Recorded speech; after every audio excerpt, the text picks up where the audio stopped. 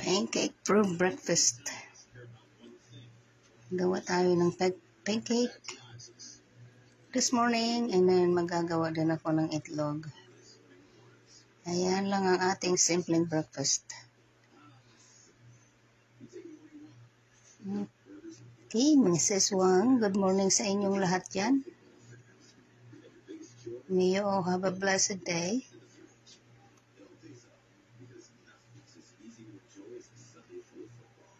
Kain na.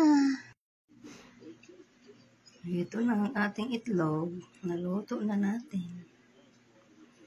Kasama sa atong pancakes na breakfast. Ayan.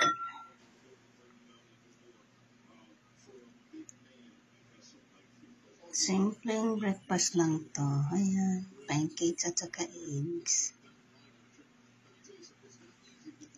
Okay na yan. Diba mga siswang? Kain na.